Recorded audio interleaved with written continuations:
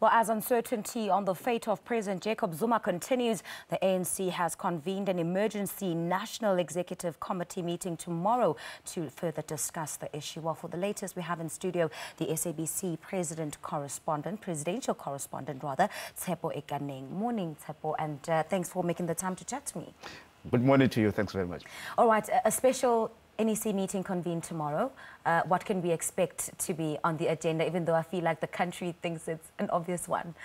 Definitely, yes. It's been a very hectic week, as you are well aware that since the late night meeting that happened in Mahlamalobu, the official residence of President Zuma, on Sunday, when the top officials went there to meet him and basically conveyed a message from the National Working Committee of the ANC to say that we'd like you to voluntarily step down. And we know that he didn't take that kindly, and then they had to go back and report back to the structure, which is the National Working Committee. So there's been a flurry of meetings happening in Cape Town, and we saw the postponement of the State of the Nation address, including the NEC that was built for Thursday on the eve of the State of the Nation. But now we know that this meeting was supposed to have been taking place on Saturday next week, but last night there was an SMS circulating to the National Executive Committee members to say they must come back to Gauteng tomorrow.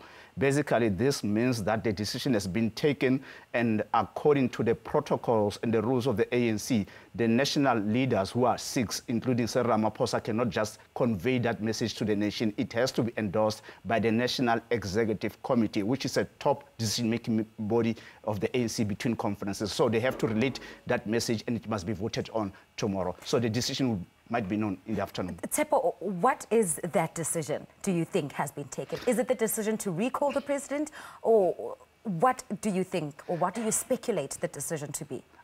I think from what I hear, according to my sources, the issue that we know that the National Working Committee has recommended that the president be recalled. It was the issue, the matter of trying to negotiate with him in terms of the terms, and we know that there's been issues that have been raised during those meetings that have been taking place in Cape Town regarding whether the issue of security of the president when he bows out of office, the issue of legal fees, and the issue of immunity from prosecutions, that we know that the ANC as a party cannot really take a decision on that because we are a constitutional democracy. So if there are court cases that are coming for the president, they can really make a deal out of it. It has to be decided by the independent arm, which is the judiciary. So I think those 3 main issues, the issue of security, the issue of legal fees, the issue of immunity from prosecution, have been decided upon, and we will know. The issue of recall is fait accompli. It has been decided.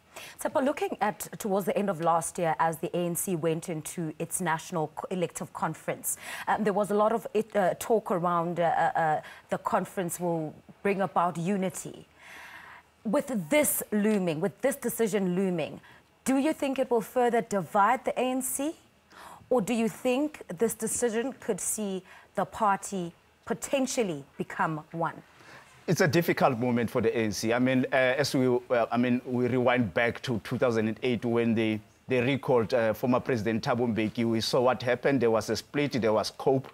I mean, now that is why President of the ANC, Sir Ramaphosa, has been trading very much carefully. I mean, when he went to Davos, when he was talking to international global networks, including investors, were saying that we don't want to strong-arm the president into resigning. That is why you saw it took time. And many people say any day that counts, president still being an incumbent is going to cost his credibility. So I think he has tried to manage it well. I mean, we know that Sir Ramaphosa, as a negotiator during the constitutional democracy, he's been a person who's been able to really take time in terms of negotiating. And we are seeing now with the announcement, the convening of this special NEC, that this has borne fruit over the past few days. But the issue of support, President Zuma, let's not make a mistake, he still have a lot of support within the ANC structures, especially the grassroots, including within the NEC. As we saw during the election of the NEC, it was not like any faction won. It was a 50-50 split. So they have to manage that because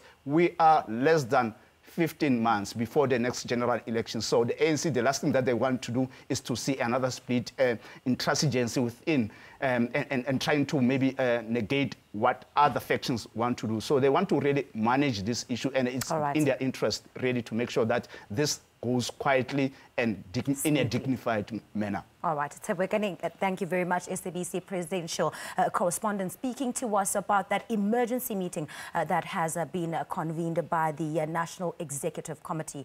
He will, of course, be keeping us abreast in terms of the developments of that story.